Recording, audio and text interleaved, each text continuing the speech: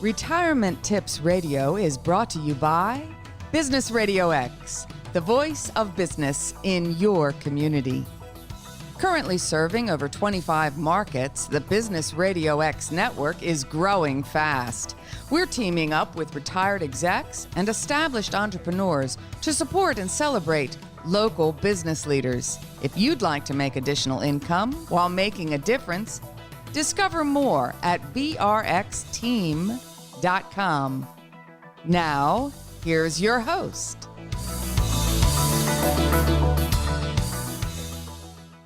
Lee Cantor here, another episode of Retirement Tips Radio, and this is going to be a fun one. Today we have with us Bob Williams, and he is with the Money Nerve.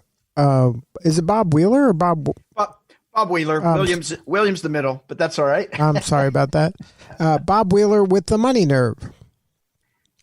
How's it going? Good. Well, Bob, before we get too far into things, tell us about the Money Nerve. How are you serving folks?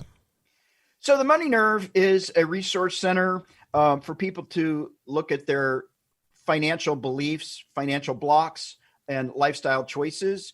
I'm a CPA by trade, and a lot of my tax appointments turned into therapy sessions. And so I ended up writing a book and putting this website together to help people start to look at the things that keep them from having what they want.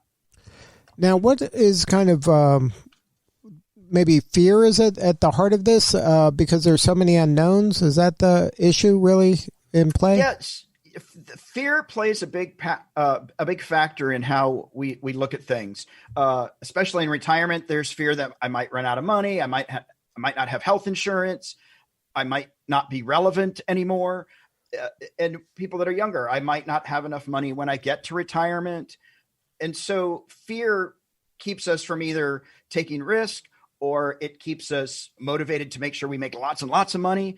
But fear is a very big motivator in how we handle our finances.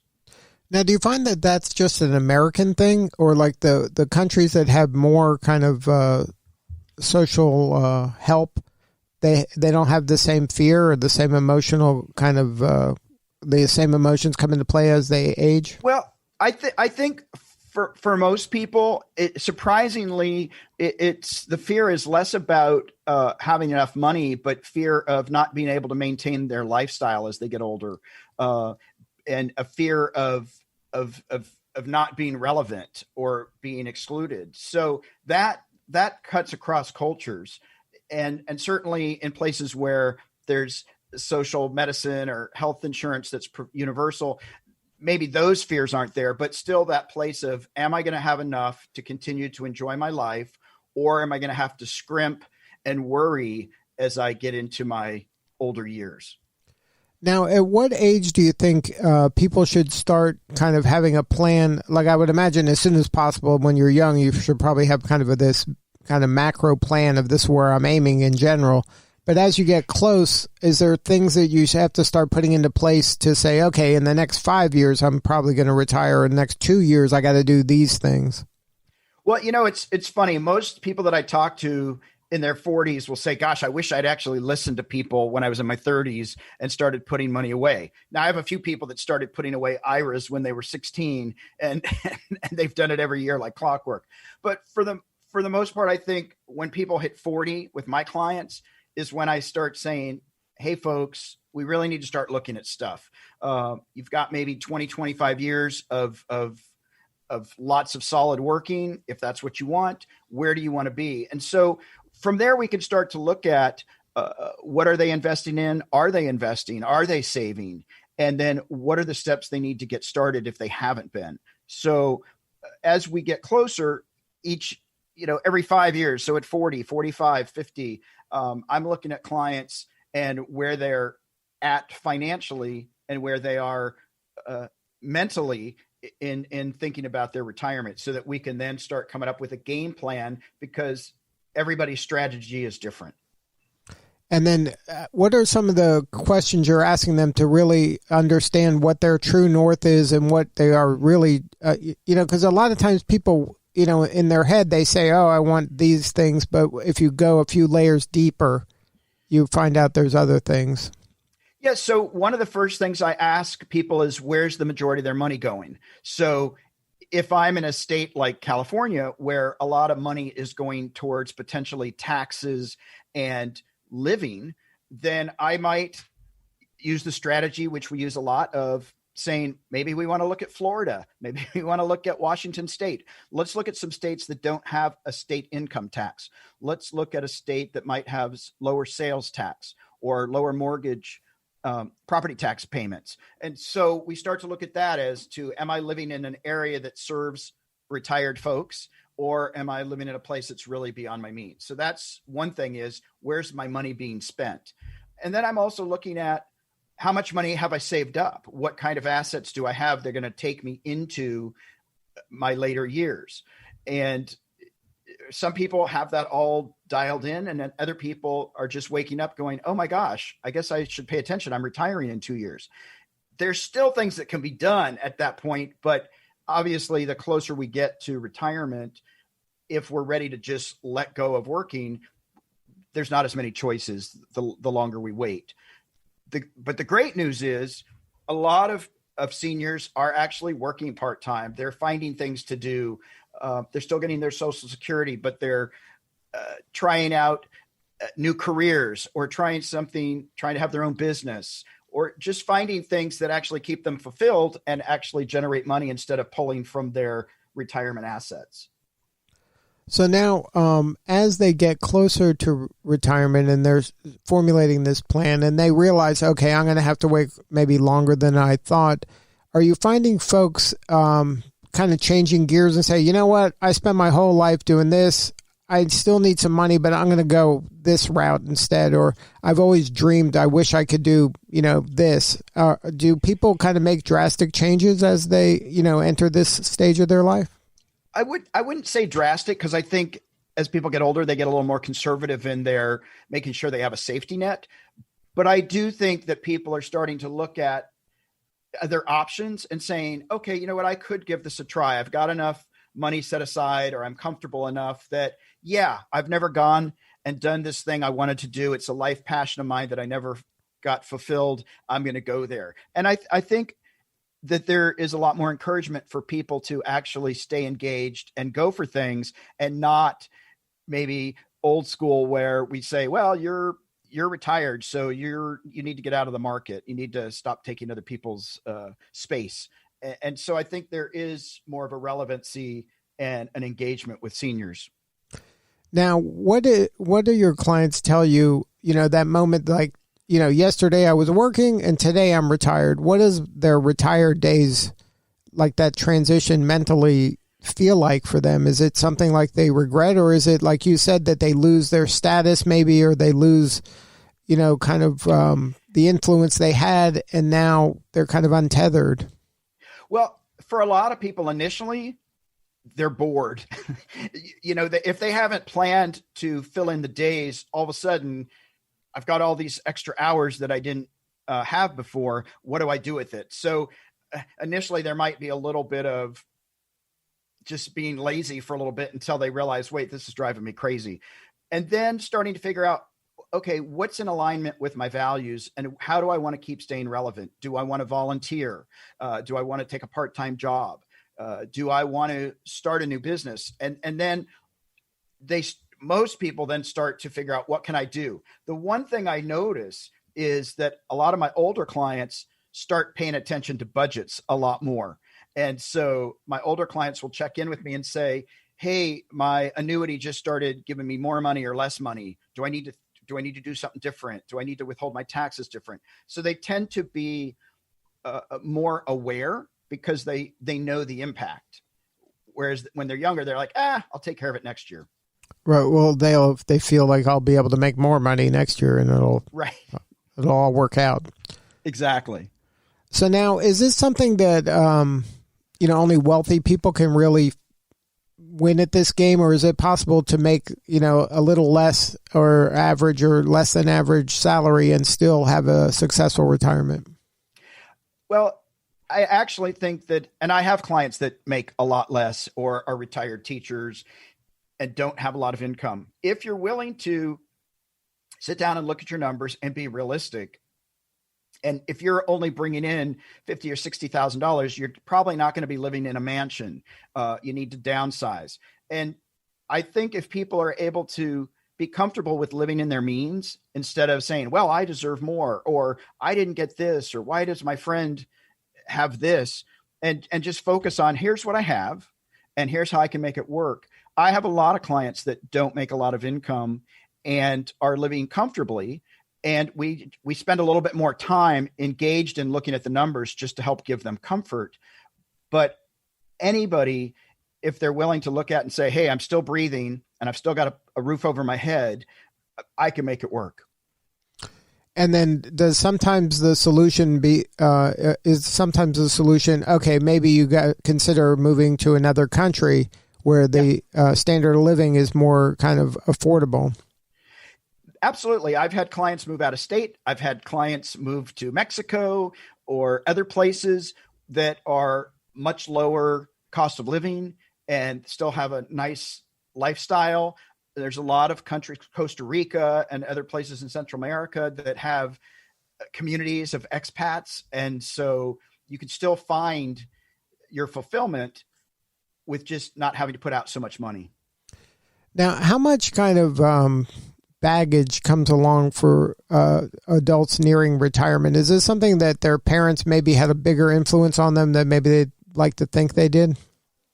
Well, it's interesting. I think we carry that baggage until we start to look at it all through our life, whether we're 30s, 40s, and 50s. But certainly as we start to get older, things start to come into perspective that we may not have had to address before. And I definitely think, and my experiences with some of the clients, my parents always said I'd never be ready for retirement, or my parents said, unless I had my trust fund, I would never be able to do anything. And so we do carry the voices in our head. I work with some of these folks that are older, and they'll say, there's all these voices in my head. My parents are telling me that they're disappointed, and my parents have been gone for 20 years or 30 years. So it's not really my parents anymore. It's my own voice that I've taken on using their voice. So how do you kind of coach them through that? Well, so the biggest thing that we can do is start to actually check out the assumptions. So if they're saying, oh my God, my life is going to be a failure because I don't have enough money. All right, well, let's look and see how much money you have and how much money is coming in. Is that true? Oh, no, it's not really true. There is money coming in. You could sell off a rental property, or you could cash out this annuity. And so a lot of times our story doesn't resonate with what's actually true. And the more we can look at what is true, and then we can actually then make a healthy assessment or make a shift if the numbers aren't where we need them to be. Now, how do you kind of coach your clients when it comes to so many unknowns? Like, they don't know how long they're going to live. They don't know how healthy they're going to be. They don't know how much money they're going to need. How do you kind of deal with all of that unknowns when you're developing a plan? So one of the first things I say is, how long do people live in your family on average? And I'll usually joke and say, I always hate to talk about this because we're going to be talking about your expiration date. But how long do people live in your family? Do they live into their 80s for the most part? Do they live into the 90s? Are they like my family where we have to put a pillow over them because they just keep living?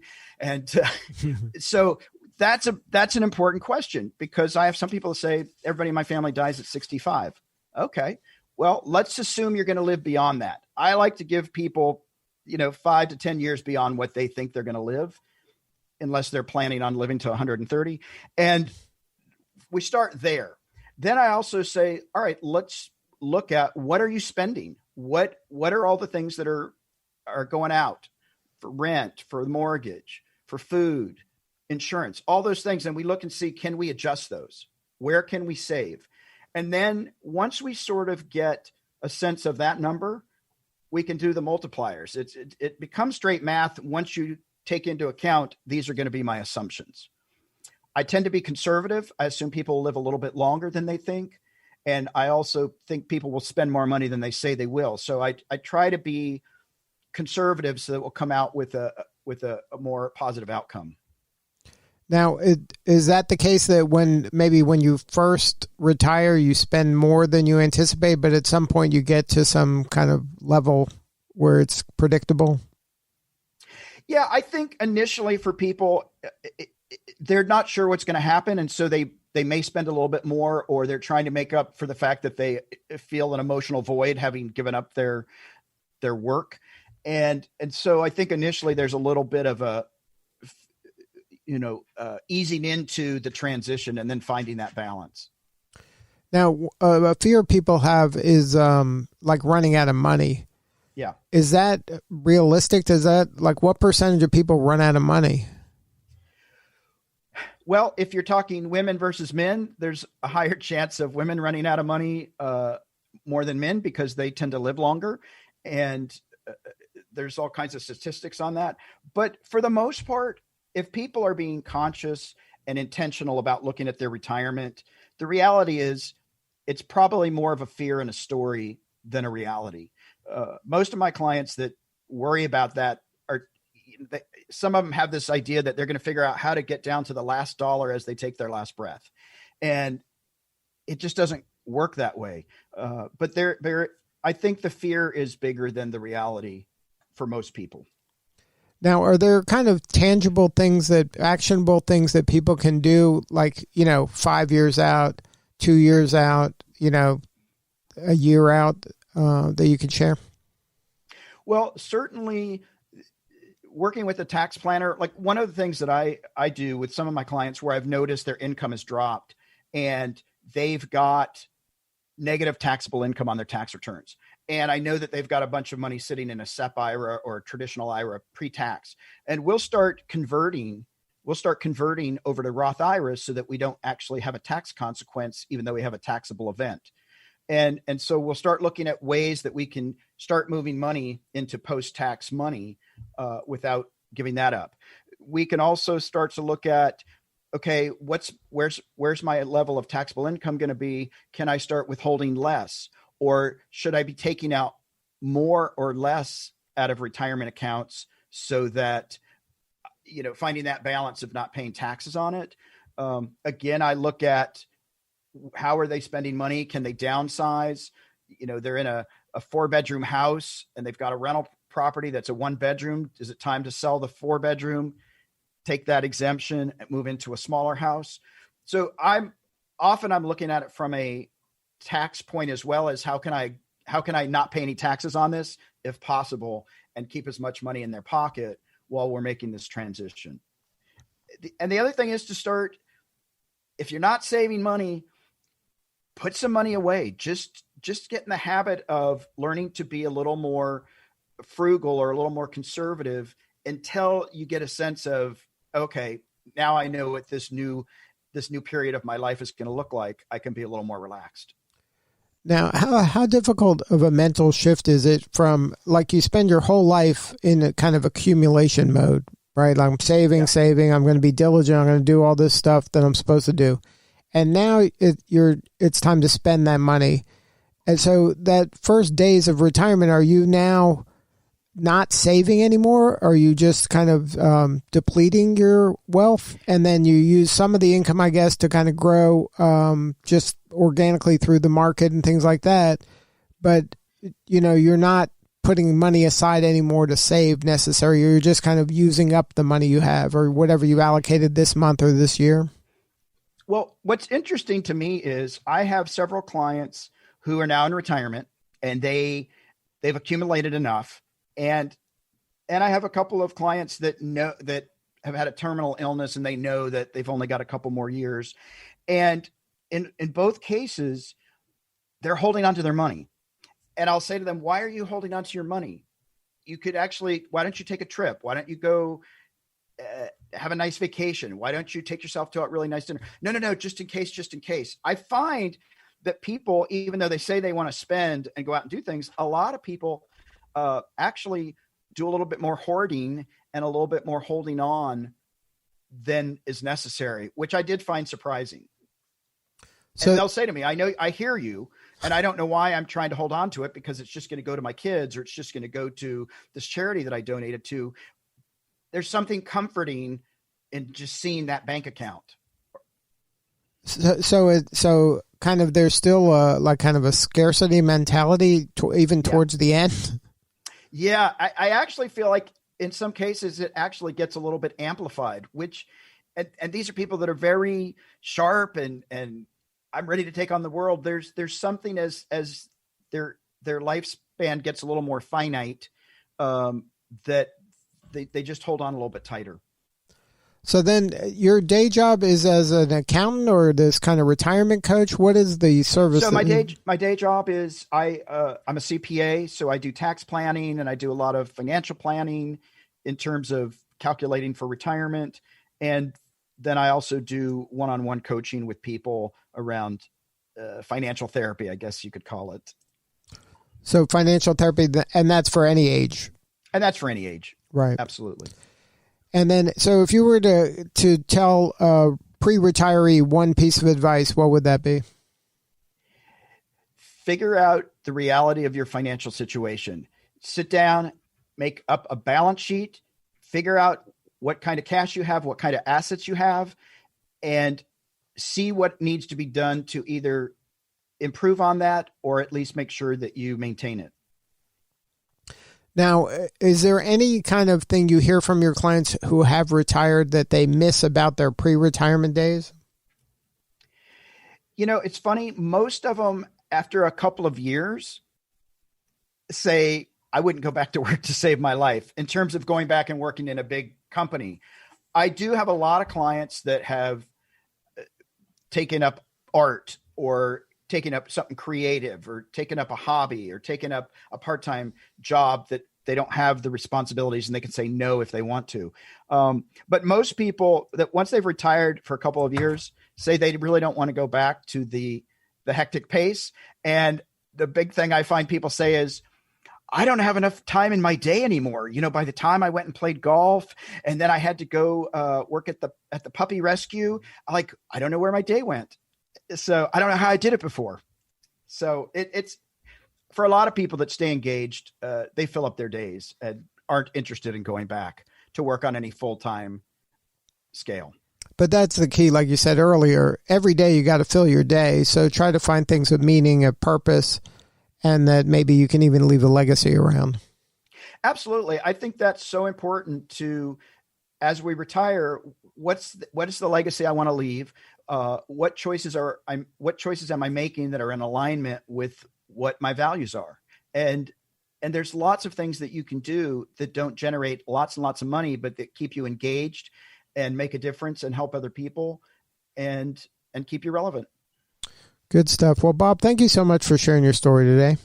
Absolutely. Thanks for having me, Lee. I appreciate it. Now, if somebody wanted to learn more about your work and maybe get some coaching from you, because you're coaching, I would imagine you can get coaching anywhere people are, right?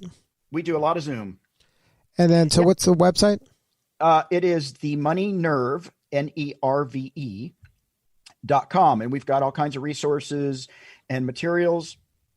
We've got an online course. I wrote a book, and people can reach out to me at bob@themoneynerve.com. And I'm happy to engage with people on a one-on-one. So feel free to reach out to me. Yeah, because at the heart of it, your emotions are going to play maybe a bigger role than people think they are in this whole adventure. Most of the time. Well, thank you again, Bob, for sharing your story. You're doing important work, and we appreciate you. Thank you so much. Have a great week. All right, this is Lee Cantor. We will see you all next time on Retirement Tips Radio.